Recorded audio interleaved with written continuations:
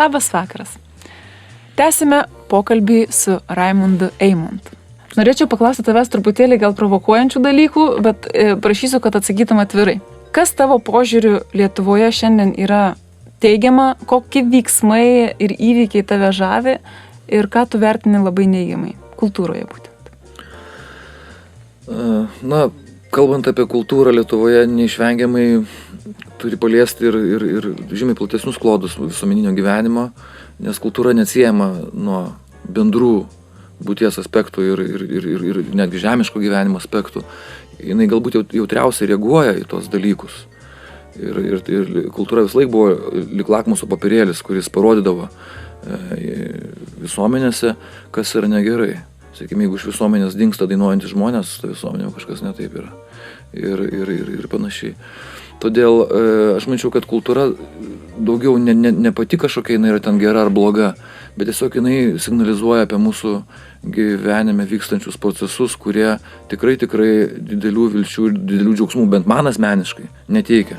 Teisus aš neteisus nežinau, tenka su kai kuriais žmonėms ir ginčytis, kai kuriems atrodo, kad viskas yra nuostabu, tačiau man atrodo, kad toli gražu taip nėra ir jeigu taip kalbant jau labai tokiam aukštom frazėm, bet kitokiom turbūt pasakyti ir nesugebėčiau, tai vis dėlto pagrindinis probleminis dalykas mūsų gyvenime ir kultūroje yra didžiulis, tiesiog beprotiškas, grubus ir vulgarus materializmo suvešėjimas.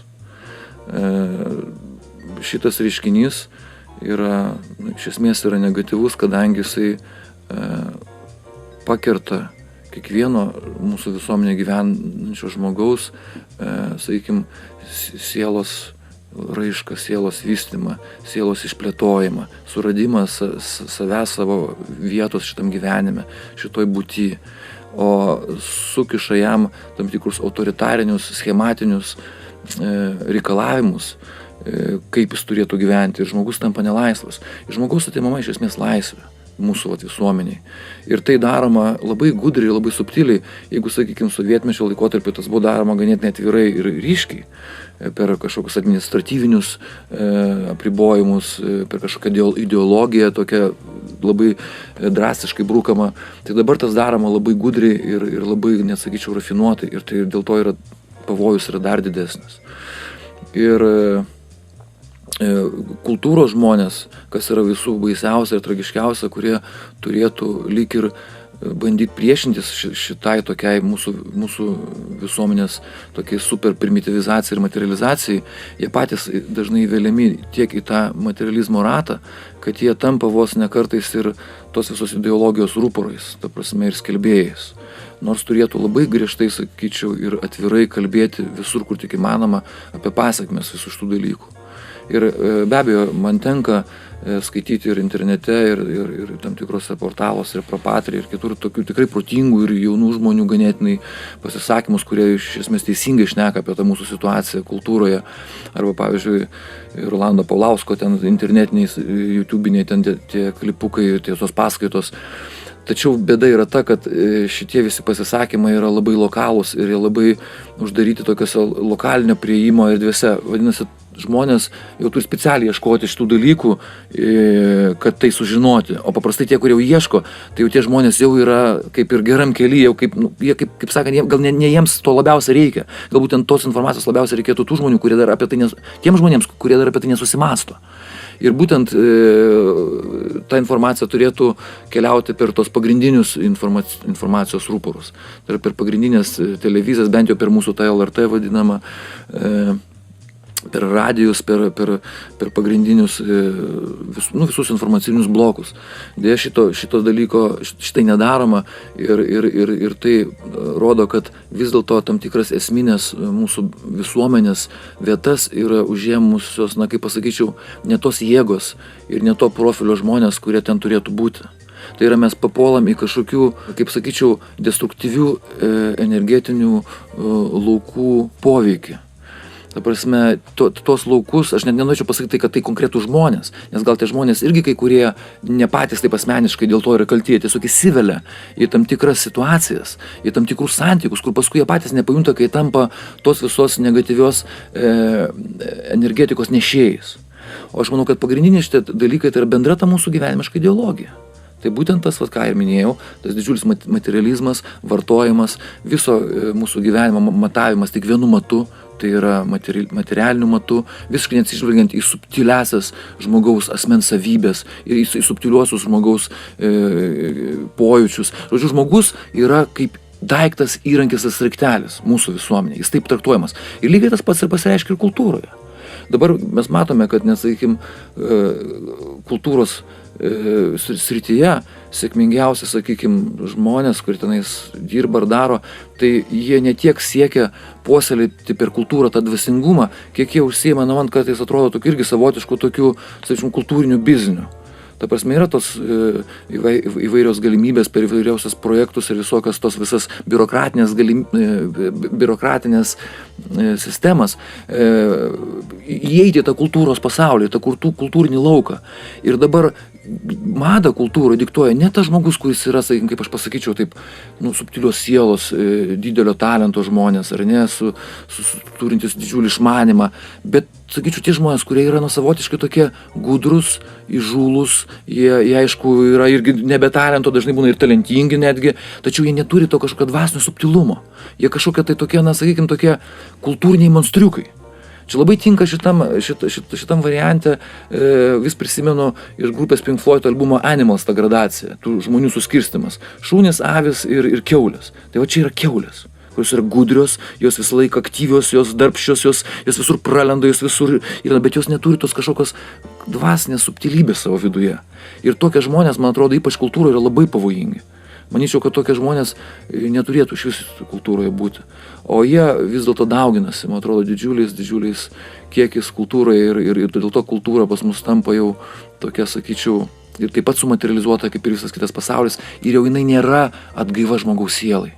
O tai yra faktiškai pavirsta šou, kažkokiu tai bizniu, paprasčiausių šou.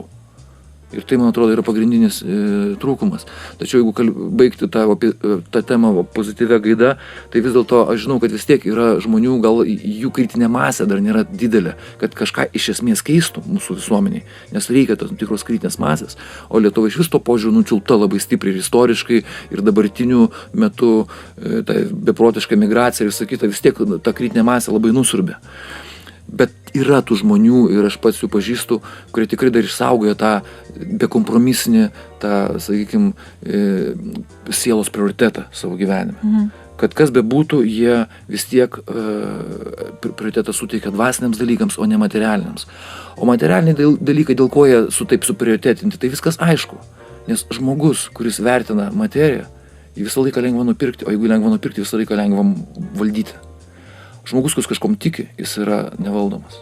Jeigu žmogus tikis, atsisakys viso ko ir jis padarys taip, kaip jisai tiki. Jeigu jo tikėjimas yra tikras. O žmogus, kuris netiki, tu su juo gali daryti, ką nori. Dėl ko šiandieną, pavyzdžiui, mūsų žmonės dažnai, ir mes matom ir darbuose, kažkokiose darbovietėse, tiesiog dievina savo viršininkus, bijo jų ir daro viską, ką jie tik pasakys. Net ir, sakykim, nesąžiningus dalykus daro, nes tai jiems liepia viršininkas, ar ne? Tai ką rodo, reiškia, jiems tas autoritetas viršininko, jiems yra aukščiau už autoritetą Dievo. Nes jeigu jiems būtų aukštesnis autoritetas Dievo, jis sakytų, atsiprašau, bet kas bebūtų, mane kapokit, ketvirčiuokit, sudeginkit, aš negaliu to daryti. Nes tai yra pats pagrindinis, pats aukščiausias dalykas, tai yra Dievas ir aš jam prieštarauti negaliu. O pas mus ir tas gavosi, tas nusakralinimas mūsų kultūros ir mūsų gyvenimo, kad kažkoks žmogiškas autoritetas, kažkoks laikinas ar esamas kažkoks tai pseudo, kažkoks tai kultūros genijus ar kažkoks kultūros valdininkas ar šiaip kažkoks tai apskritai viršininkas kažkur kažkame, jisai mums nusako viską ir mums apsprendžia viską mūsų gyvenime. Ir tai yra didžiausia tragedija. Kad mes esam absoliučiai valdomi kažkokių kitų žmonių, kaip sakau, tų tamsių laukų ir visiškai nesugebam pasipriešinti, kadangi mes net tikėjimo neturime. Ir jeigu, sakykime, čia toks man pavyzdys labai einant į šitą laidą kilo galvoje, kaip čia tas aiškiau išsireikšti, kaip pasakyti žmonėm, kad jie suprastų, ką aš noriu pasakyti. Tai sakykime, žmogus bijodamas praras darbą, ar ne, bijodamas praras pinigus. Jis dažnai padarys tam tikrų dalykų, kurie, sakykime, prieštarauja tiems 10 Dievo įsakymų. Nu, jis kažką apgaus truputėlį jam, ten, sakykime, darbdavys sakys, tu čia truputėlį nusuk, ten svarstyklės kažką ten sumanipuliuoja, ką mes žinom, kas vyksta, čia tokie, aišku, smulkmeniški dalykai, bet daroma tie dalykai ir labai stambiuose masteliuose, bet ne tam esmė. Šiuo atveju svarbu pats principas, kad kažkoks reikalavimas iš aukščiau kažkokio žmogiško autoriteto žmogų dažnai priverčia daryti kažkokius dalykus, veiksmus, kurie prieštarauja tai pačiai tai visatos harmonijai, ar ne? Ir va čia va tas ir minusas yra. Tačiau jeigu žmogus sugebėtų pasipriešinti tam reikalavimui to žmogiško autoriteto ir išlaikytų tą sąryšį su tuo dvasiniu, to tikruoju dievišku autoritetu, tada mūsų gyvenime viskas būtų gerai. Ir čia būtų kaip taip, aš palyginčiau su indėnais, ar ne? Indėnų gentise nebuvo to tokio žmogiško autoritarinio autoriteto. Net ir vadai ar burtininkai, kurie patys stengdavosi vadovauti savo gentims, pasijungė į tą srautą, reiškia vertikalų, su tą dievišką visą energiją. Bet kadangi būdavo žmonės, jie patys kartais ir klyzdavo, kartais su jų kažkokiom idėjom nesutikdavo gentainiai, tai gentainis, net gentainių grupės turėdavo teisę, pavyzdžiui, atsiskirti nuo tos bendros genties ir, sakykime, eiti kitur. Sakykime, mano dvasinė konsistencija, mano jutimas didžiosios dvasios sako man kitaip, ir aš tada elgiuosi kitaip, aš nuo jūsų atsiskiriu, aš su savo šeima ar giminė ar su kažkuo, arba netgi vienas, visiškai kitur keliauju ir kitur gyvenu. Tai mes savo šitoj civilizacijoj, šitoj kultūroje savo dabartiniai, mes to padaryti negalim. Nes mes esam taip surišti tom visom, reiškia, biurokratiniam, tom valstybėm, tom teroristiniam visom struktūrom, kad mes esam apskritai, mes esam visiškai vergai šitos sistemos. Dėl to mes kokią kultūrą galim kurti, jeigu mes esam patys savo dvasių nesavarankiškai.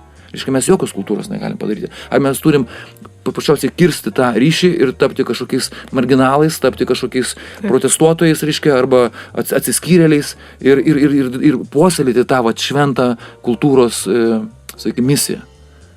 O kitaip mes tapsime tais manipuliuojamais pastumdėliais, kurie paprasčiausiai tą kultūrą griausime. Čia taip abstrakčiai kalbant apie viską. 그때의 신봉사는 어린아이를 부여안고 상여를 따라 나서는 뒤 요량은 땡그랑 땡그랑 땡그랑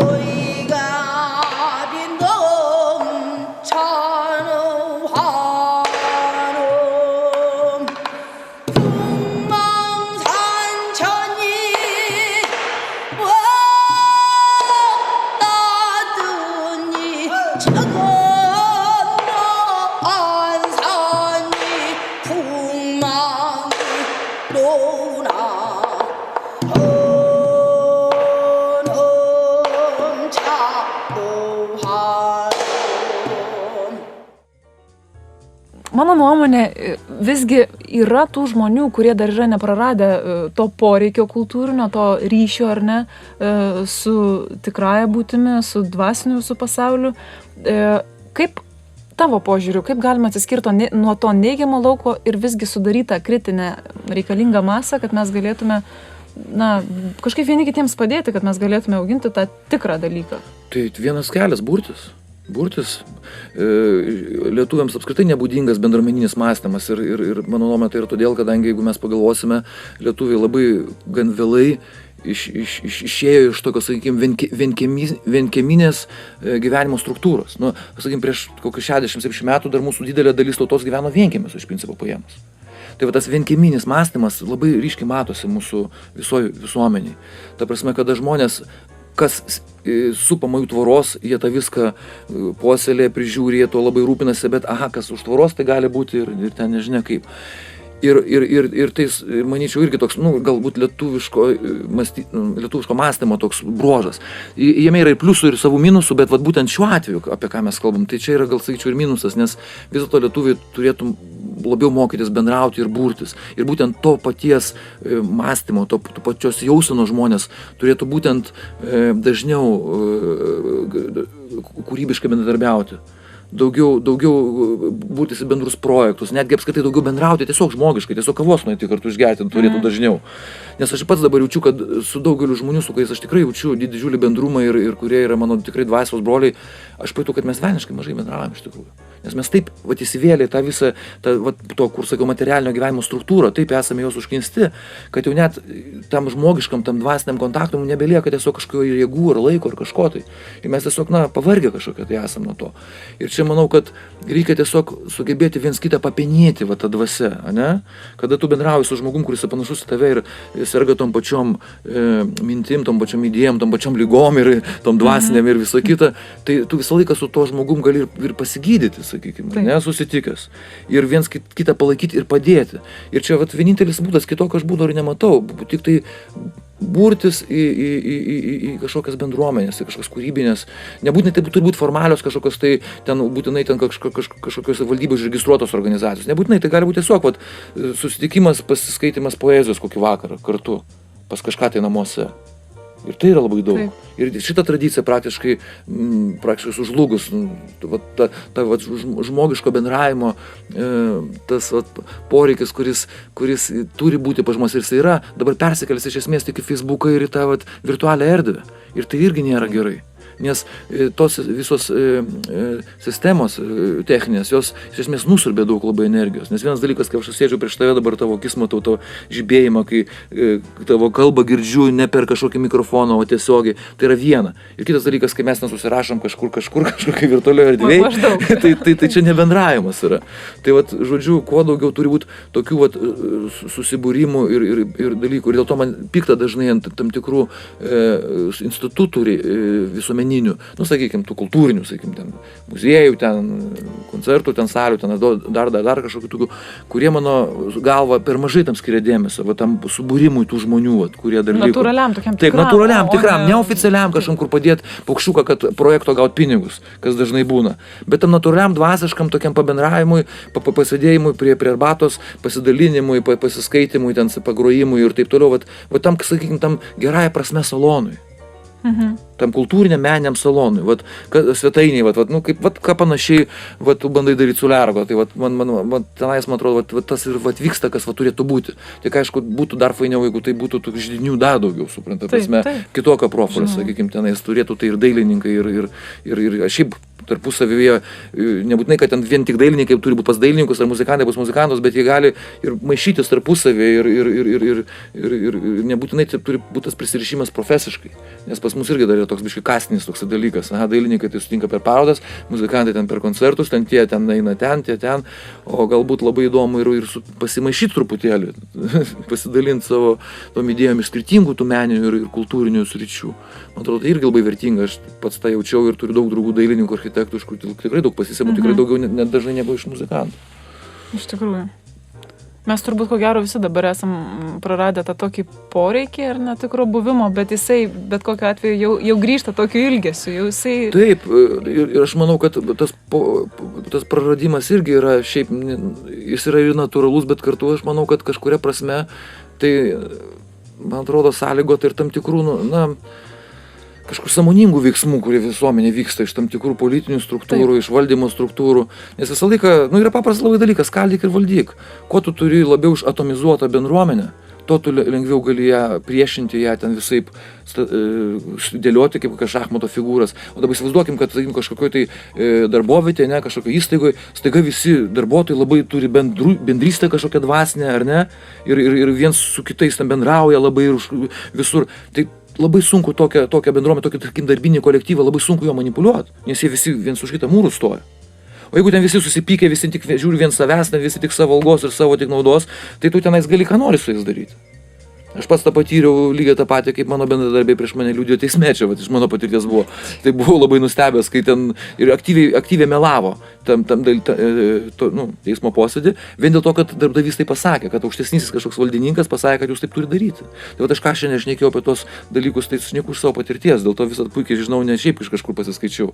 Kaip taip žmonės yra sudorojami, kaip jie suskaldomi, kad jie paskui daro tai, ko jie iš esmės nenori daryti, vien dėl to, kad jie galvoja apie tai, kas yra čia ir negalvoja, kas yra ten. Ir galvoja apie tai, kas yra dabar, o negalvoja, kas bus tada. kada jau reikės pasakyti viską, kas tu esi.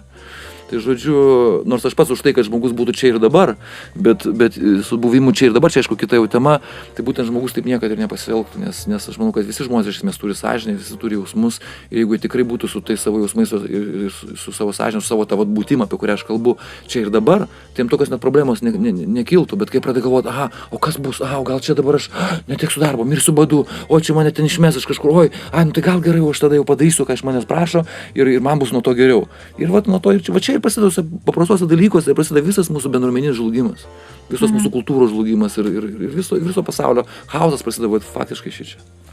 Taip, bet šitos dalykus čia reikia labai grynintis, labai... Absoliučiai, čia reikia apie tai kalbėti. Tai man, pavyzdžiui, visą laiką patinka, kai tikrai, sakykim, šneka, ar anksčiau būdavo, taip dažniau šnekėdavo, kad ir per televiziją protingi žmonės, ne, kai šnekėdavo filosofai, kai šnekėdavo rašytojai, tie didieji mūsų. Visą laiką buvo įdomu ir tikrai pats pasisemdavai labai daug tos pozityvios energijos iš to. Bet kai dabar mūsų tautos mokytojais tai tapo pop žvaigždės, reiškia, arba kažkokie verslininkai ten, kurie ten demonstruoja savo ten turtus per vairias laidžiukščias tas. Tai apie kokį mes tautos mentalitetą galim kalbėti? Tautą reikia auklėti, ją reikia šviesti. Ir tai turi daryti žmonės, kurie suvokia, kad tai yra būtina daryti. Bet aišku, yra tam tikrų jėgų, kuriem to nereikia. Atvirkščiai reikia, kad tauta būtų kvaila. Būtent su juo mes ir susiduriam. Taip, ir tai mes einam ir tai daroma visiškai sąmoningai. Ir kaip tam pasipriešinti, aš nežinau, nes iš tikrųjų bent koks bandymas daryti priešingai susilaukia labai didelės prieštaros. Nes ir patys žmonės dažnai yra suklaidinti ir patys netgi užima tą poziciją, kuri iš esmės jiems patiems nenaudinga. Tai yra paradoksas. Kad patys žmonės iš esmės yra žudomi mentaliai ir dvasiškai. Bet jie vis tiek palaiko tą poziciją, nes jiems taip jau įkalta į galvą, kad viso tai yra gerai. Kad gyventi pagal reklamą ir pagal tą glamūrą visą, kurį mums perša tie žurnalai, blizgantis ir televizijos, tai čia yra tikras gyvenimas ir kad taip ir mes turim gyventi. Nors tai yra jų iš tikrųjų nuodas, skanus nuodas. O nieko nėra baisu už skanų nuodą.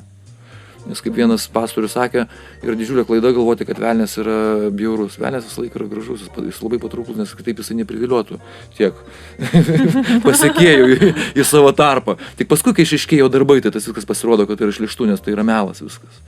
Bet iš tikrųjų jisai visą laiką būna patrauklus, jis visą laiką būna labai žavus, visą laiką.